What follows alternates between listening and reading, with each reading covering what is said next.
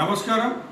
కరీంనగర్ నగరంలో మేయర్ సునీల్ రావు అట్లనే ఇక్కడ ఉన్నటువంటి సిట్టింగ్ ఎమ్మెల్యే మొన్నటిదాకా మంత్రిగా ఉండే మళ్ళా రీసెంట్ గెలిచినటువంటి గంగుల కమలాకర్ కావాలని కుట్రపూరితంగా కొన్ని ప్రాంతాలకు ఇప్పుడు కాంగ్రెస్ ప్రభుత్వం రాష్ట్రంలో వచ్చింది అన్న ఏకైక వాళ్ళ యొక్క అసూయతో ఏం చేస్తున్నారంటే నీటి సరఫరాని తగ్గుముఖం పట్టించారు.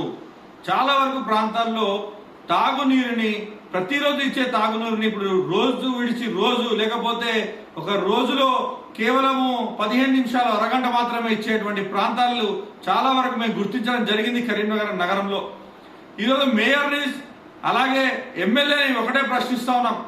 మీరు ఉన్నది ప్రజల కోసము, మీరు చేస్తున్నది ప్రజా డబ్బుతో, కానీ మీ సొంత డబ్బుతోనో లేకపోతే మీ కేసీఆర్ ఇచ్చేటువంటి అజెండాతో కాదు మీరు పనిచేస్తున్నది. మీరిద్దరు కూడా ప్రజాప్రతినిధులుగా ఉన్నారు, మీ కింద కార్పొరేటర్లు కూడా ప్రజాప్రతినిధులుగా ఉన్నారు.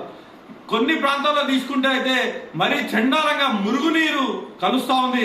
పారిశుద్ధ్య ఎక్కడైతే వాటర్ బయటికి పోతా ఉందో అది నల్ల నీళ్ళలో కలిసిపోయి ఆ నీళ్ళు వస్తా ఉన్నాయి. ప్రజలు తాగి కొంతమంది రోగాలు పాలయ్యి ఆ తర్వాత కొన్ని సంవత్సరాలుగా ఆ తాగునీరుని మనం తాగడమే మానేసి అందరూ కూడా మినరల్ వాటర్ కొనుక్కునే పరిస్థితి ఇప్పటికీ స్మార్ట్ సిటీ కరీంనగర్ నగరంలో సాగుతుందంటే ఇది సిగ్గుచేటు.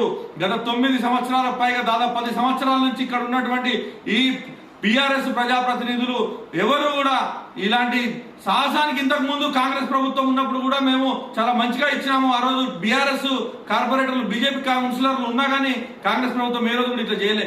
కానీ ఈ రోజు ఇక్కడ ఏం చేస్తా ఉన్నారంటే వాళ్ళ కార్పొరేటర్లు ఉన్న ప్రాంతాల్లో వాళ్ళకి ఓట్లు పడాయని ఎక్కడెక్కడైతే అనుకుంటున్నారో, మొన్న రీసెంట్ గా అసెంబ్లీ ఎలక్షన్లు అయితే ఎక్కడెక్కడైతే వాళ్లకు ఎక్కువ ఓట్లు రాలేదో అక్కడ నీటి సరఫరాని తగ్గించేసిండ్రు, ఇక్కడ ఏదైతే అభివృద్ధి కార్యక్రమాలను నిలిపేసిండ్రు. ఒకటే చెప్తా ఉన్నాం, కృత్రిమ కరువును సృష్టిస్తే మేయర్ సునీల్ రావుకి అలాగే ఎమ్మెల్యే గంగుల కమలాకర్కి కృత్రిమ కరువును కనుక మీరు సృష్టిస్తే ఖచ్చితంగా మేము ముట్టడి అనేది చేస్తాము. స్థానిక ప్రజలతో కలిసి ఎక్కడెక్కడైతే నీళ్లు మీరు తగ్గిస్తా ఉన్నారో వాంటెడ్ గా, ఎక్కడెక్కడైతే మీరు కాంగ్రెస్ ప్రభుత్వాన్ని చెడ్డపెడితే ప్రయత్నం చేస్తున్నారో వాళ్ళందరినీ కలుపుకొని ముట్టడి అనేది జరుగుతుంది అని చెప్పి మేము హెచ్చరిస్తా ఉన్నాం. ఇప్పటికైనా మీరు పద్ధతి మార్చుకోండి. అట్లాగే ఎంపీగా ఉన్నటువంటి బండి సంజయ్ ఏ రోజు కూడా తను విజిలెన్స్ ని ఆయన ఏ రోజు ఉపయోగించలేదు. మున్సిపల్ కౌన్సిల్ సమావేశంలో ఆయన కూర్చోలేదు. ప్రజా సమస్యలు ఏమున్నాయో కూడా పట్టించుకోలేదు.